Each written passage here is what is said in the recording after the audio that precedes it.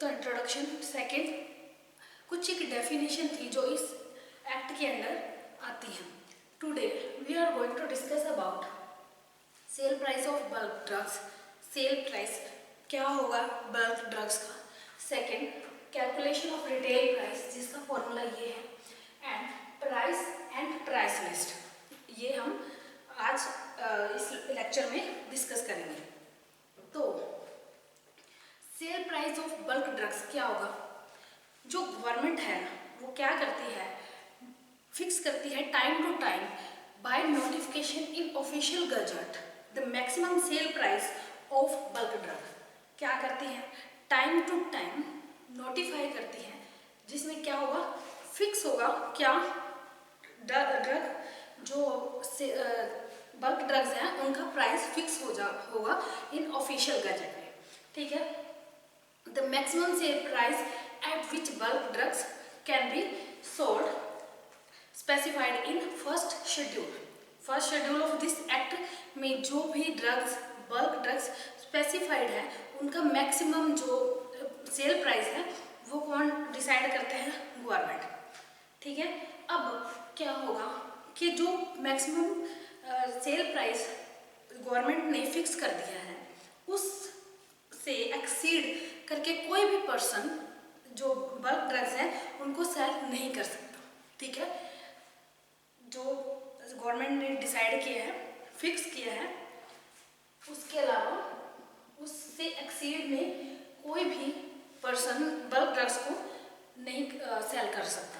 अब जो any manufacturer who commences the production of any bulk drug, ठीक है, स्पेसिफाइड इन फर्स्ट शेड्यूल, जो first schedule of this act में कोई भी स्पेसिफाइड ड्रग है, बल्क ड्रग है, अगर कोई मैन्युफैक्चरर क्या करता है, कमेंस करता है, मतलब शुरू करता है प्रोडक्शन ऑफ बल्क ड्रग्स, ठीक है, उन बल्क ड्रग्स की प्रोडक्शन को शुरू करता है जो इस एक्ट के फर्स्ट शेड्यूल में स्पेसिफाइड है, तो उन्हें क्या करना होगा, after the commencement of this order is required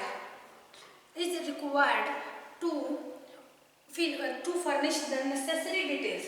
मतलब कि फॉर्म 1 होता है, एक फॉर्म 1,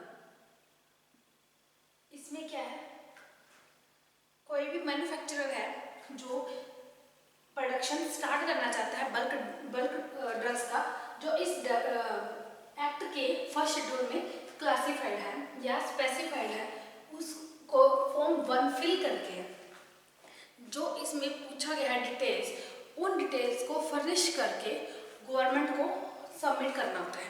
ठीक है, देन गवर्नमेंट क्या करेगी, जब उन्हें ये डेट ऑफ रिसिप्ट से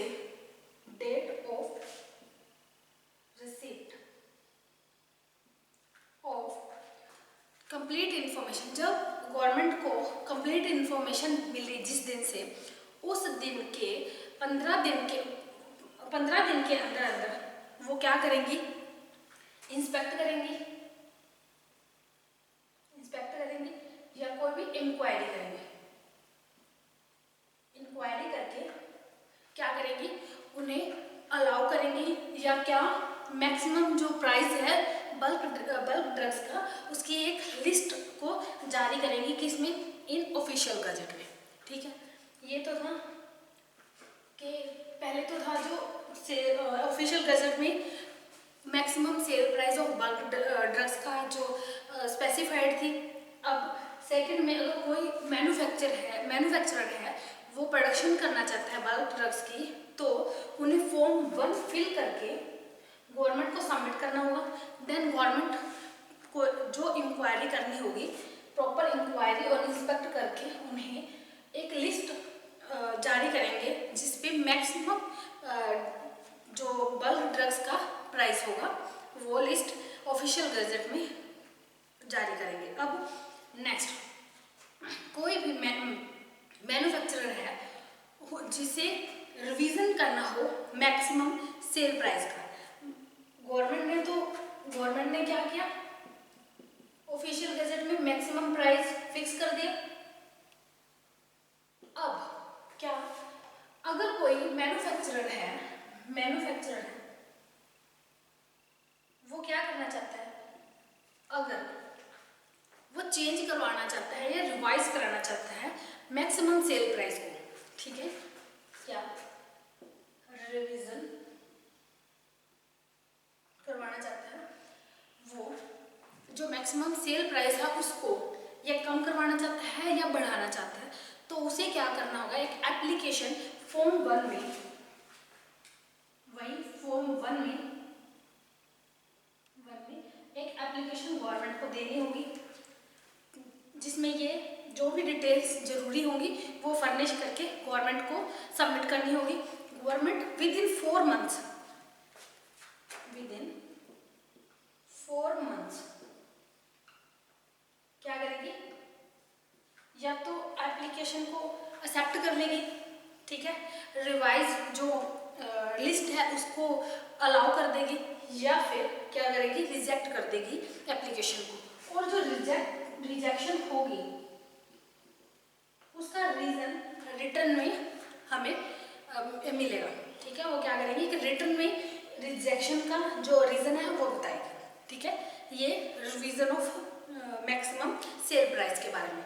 अब क्या है, हर जो मैन्युफैक्चरर है, कोई भी स्टॉकिस्ट है, मैन्युफैक्चरर है, होलसेलर है, ठीक है, जो ड्रग्स शेड्यूल्ड और नॉन शेड्यूल्ड ड्रग्स को की प्रोडक्शन करता है, जो कि शेड्यूल्ड तो इस एक्ट में स्पेसिफाइड होंगी और नॉन शेड्यूल्ड जो इसमें स्पेसिफाइड नहीं है, चाहे दोनों की अगर प्रोडक्शन करता है तो उन्हें ड्रग्स विद देयर कॉस्ट एक लिस्ट बनानी होगी, ठीक है, जिसमें उन्हें ड्रग्स का नाम और उनकी कॉस्ट दोनों लिखी होनी चाहिए।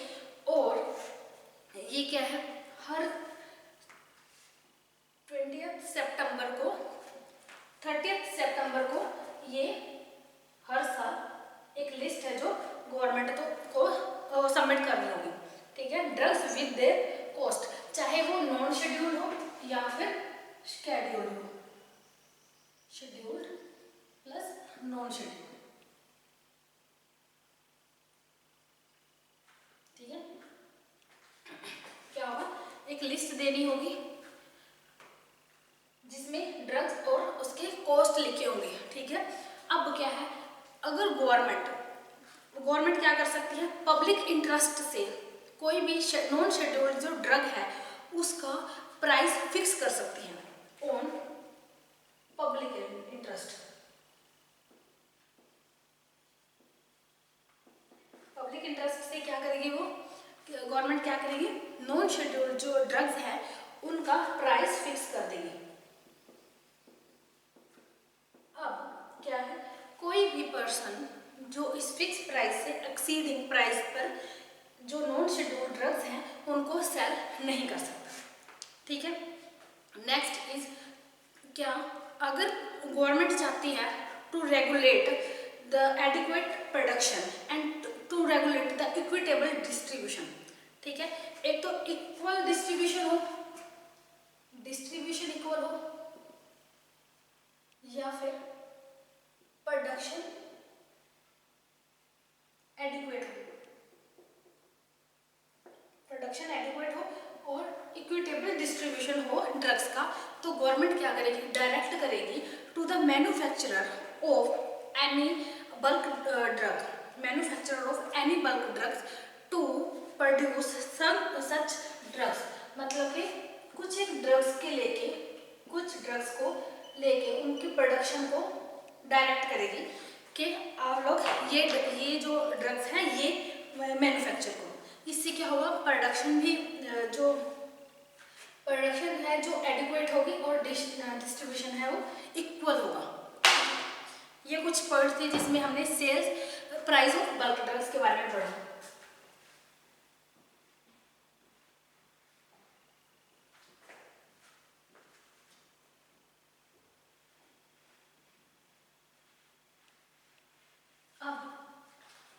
रिटेल प्राइस को कैलकुलेट कैसे करेंगे, retail price of formulation can be calculated in according to this formula. ठीक है, इस फॉर्मूला से हम रिटेल प्राइस है जो फॉर्मुलेशन का उसको हम कैलकुलेट करेंगे। ठीक है, आरपी मीन्स रिटेल प्राइस, क्योंकि हम रिटेल प्राइस को ही कैलकुलेट कर रहे हैं तो ये रिटेल प्राइस। जो एमसी है means material cost,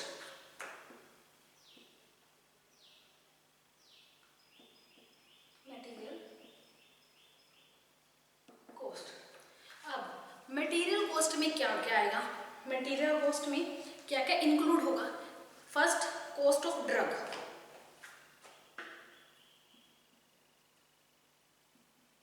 cost of drug. जो मटेरियल कॉस्ट है, मटेरियल मतलब कि ड्रग उसकी कॉस्ट, ठीक है, and other pharmaceutical ads,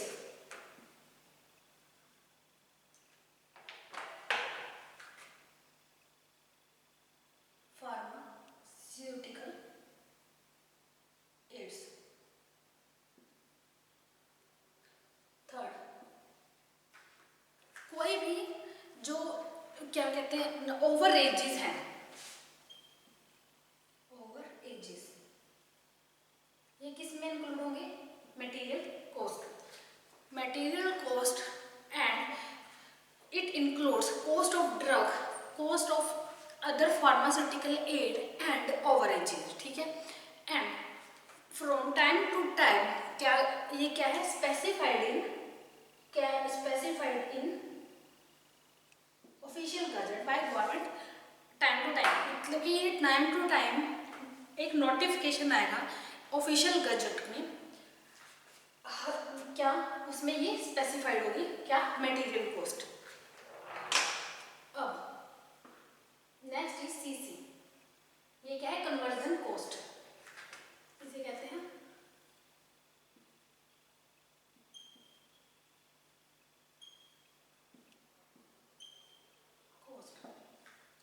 conversion cost. में क्या होगा, कैसे हम डिफाइन करेंगे कन्वर्जन कॉस्ट को। Conversion cost worked out in accordance with established procedure of costing. मतलब कि जो कॉस्टिंग का प्रोसीजर है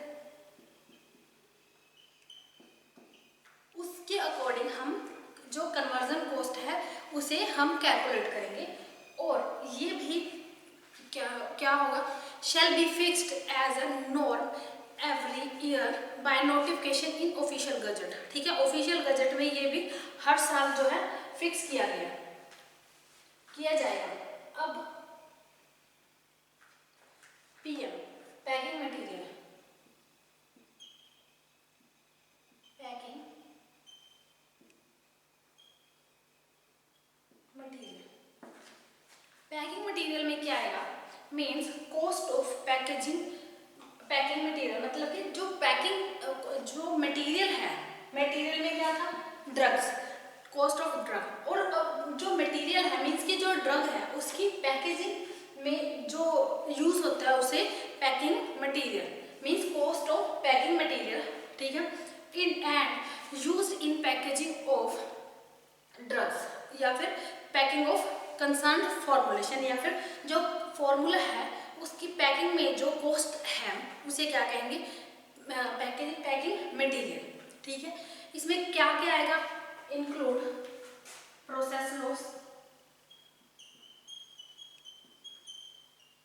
मीन्स कि जो पैकिंग मटेरियल जो पैकिंग करते हुए जो लॉस हुआ है उसकी प्रोसेस में उसे इसी में कैलकुलेट किया जाएगा, process loss and shall be fixed as norm every year by notification in official gazette. ठीक है, इसी भी हर साल जो ऑफिशियल गजट में नोटिफाई किया जाएगा। अब पीसी,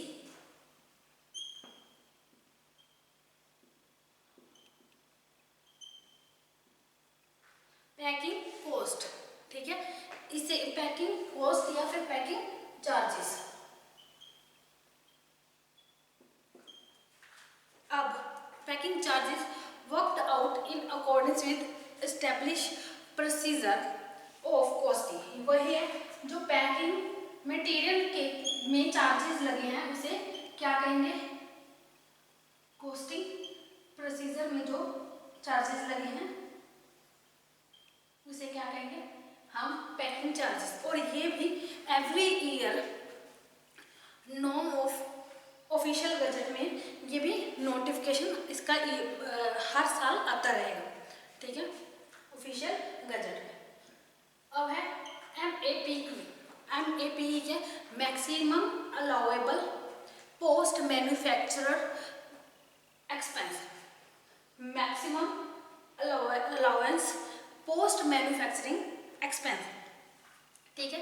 इसमें क्या आएगा, ऑल कॉस्ट इज, जो है मैन्युफैक्चरिंग में सारी कॉस्ट इसमें आ जाएंगी। All cost incurred by manufacturing from stages of ex factory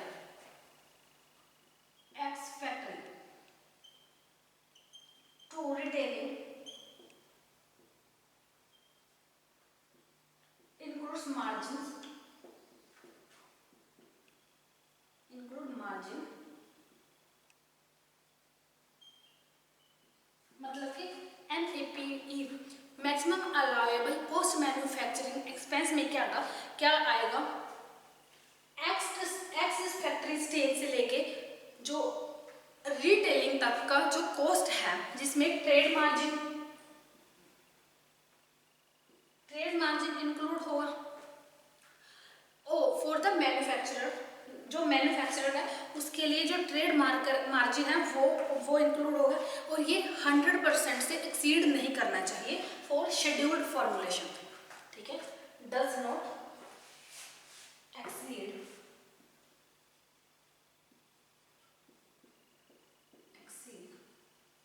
100% for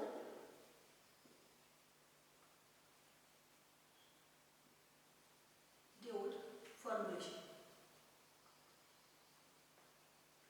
schedule formulation के लिए 100% जो है उसका एक्सीड नहीं करना चाहिए 100% से ज़्यादा, ठीक है। अब ईडी क्या है, ये एक्साइज ड्यूटी, एक्साइज ड्यूटी ये हमने देखते हैं रिटेल प्राइस को कैसे कैलकुलेट करते हैं, RP retail price, NC material cost, CC conversion cost, PM packing material, PC packing charges, maximum allowable pre manufacturing expense, ठीक है, post manufacturing expense, ED excise duty, ये हम कैलकुलेट करते हैं इससे जो है retail price of formulation. Next हम करेंगे प्राइस एंड प्राइस लिस्ट।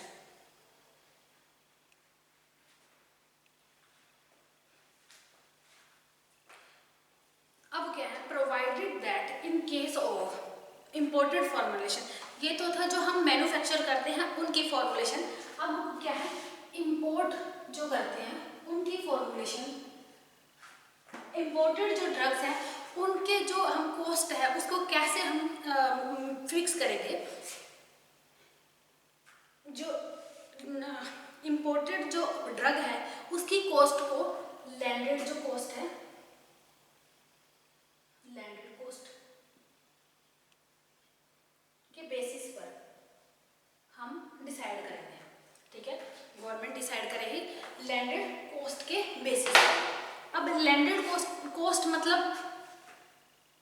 कौन कौन से इंपोर्ट आ गया, जो इंपोर्ट की कॉस्ट है वो किस में इंक्लूड होगी, लैंडेड कॉस्ट में, प्लस कस्टम ड्यूटी है कोई, कस्टम ड्यूटी किस में इंक्लूड होगी, वो भी लैंडेड कॉस्ट में होगी, प्लस कोई भी क्लियरिंग चार्जेस है,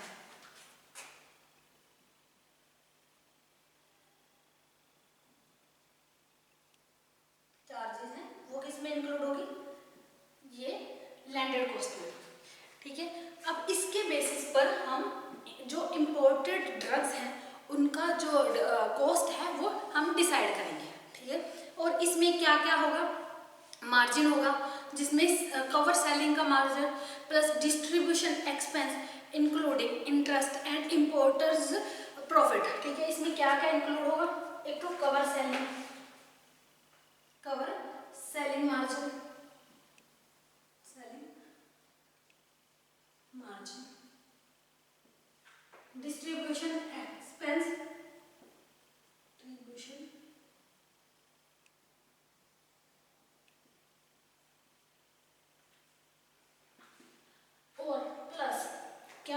इम्पोर्टर है उसका प्रॉफिट, जो कि 50% ऑफ लैंडेड कॉस्ट से एक्सीड नहीं करना चाहिए, प्लस क्या है, जो इम्पोर्टर प्रॉफिट,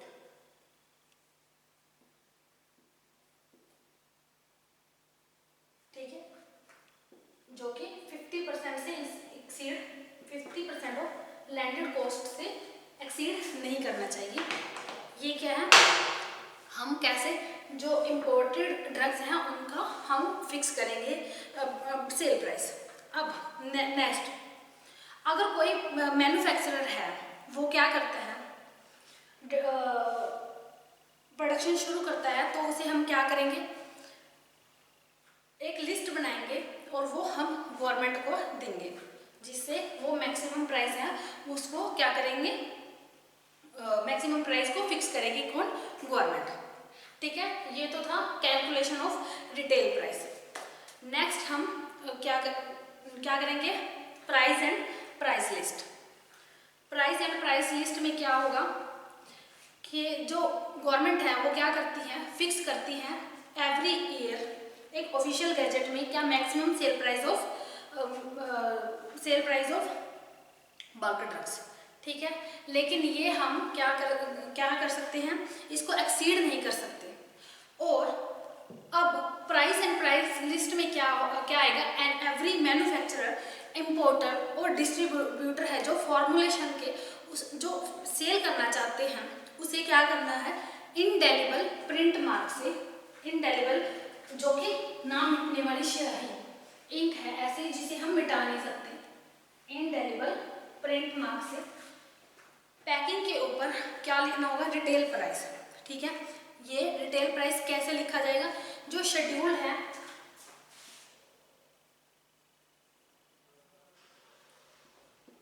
शेड्यूल में लिखा जाएगा retail price not to exceed rupees and extra charges local taxes extra, ये लिखा जाएगा शेड्यूल में। और नॉन शेड्यूल में क्या लिखा जाएगा, retail price not exceed rupees inclusive of all taxes, मतलब कि इसमें सारे टैक्स इंक्लूड हैं।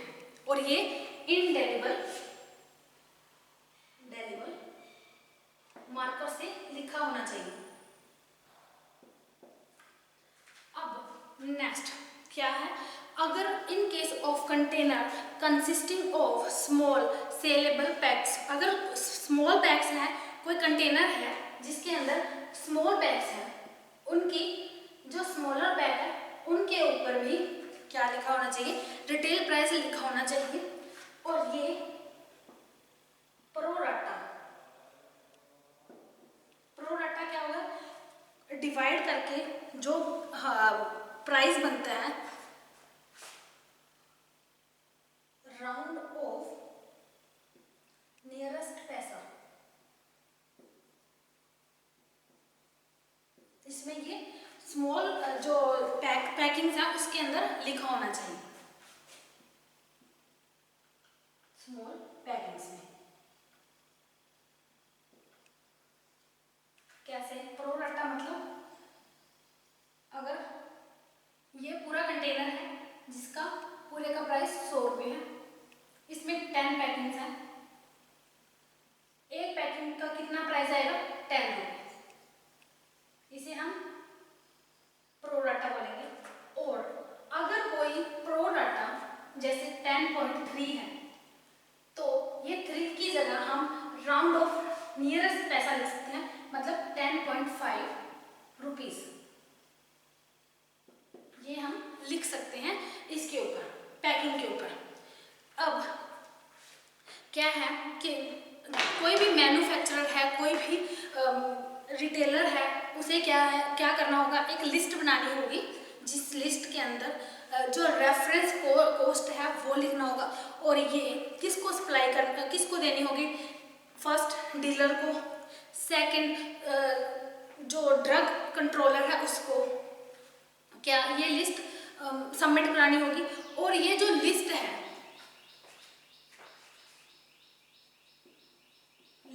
जो वो क्या ऐसी जगह पर रखनी होगी इन द प्रोडक्टिव प्रेमिसेस, मतलब कि जहाँ पर वो जो ड्रग्स हैं वो प्रोड्यूस हो रही है उस प्रेमिसेस पे ऐसी जगह रखनी होगी जहाँ पर ये सबको विजिबल हो, ठीक है। Everybody can see the newest, जो न्यू लिस्ट है, करंट लिस्ट है, उसको देख सके,